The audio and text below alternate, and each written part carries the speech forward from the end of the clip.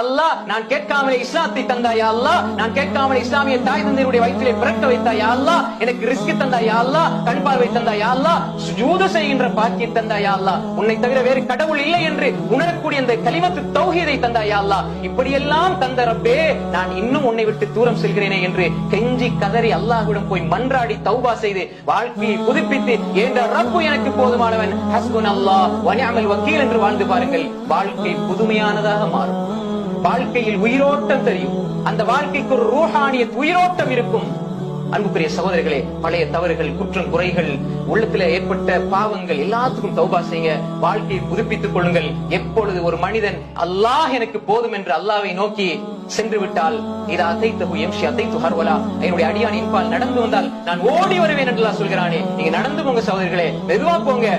அல்லாஹ் உங்களை அழைச்சிருக்கிறான். ஃபபிரு இலல்லாஹ், ஃபபிரு இலல்லாஹ், முடியலையா நடந்தாது போங்க, அல்லாஹ் ஓடி வருவேன் என்று சொல்கிறான் ஹதீஸுல் குத்ஸியிலே. எனவே அன்புக்குரிய சகோதரர்களே, அல்லாஹ் செஞ்ச அருள்களுக்கே நம்மளால நன்றி செலுத்த முடியவில்லை. திரும்ப திரும்ப நம்ம கேட்கிறோம் என்றால் அல்லாஹ் கேட்க சொல்றான், தந்து கொண்டே இருப்பான். அல்லாஹ் கருணையாளன், அன்பாளன். ஹஸ்புனல்லாஹ், அல்லாஹ் எங்களுக்கு போதுமானவன் ஒருவன் சொல்லிவிட்டால் அவன் போதுமானவனாக ஆகிவிடுகிறான்.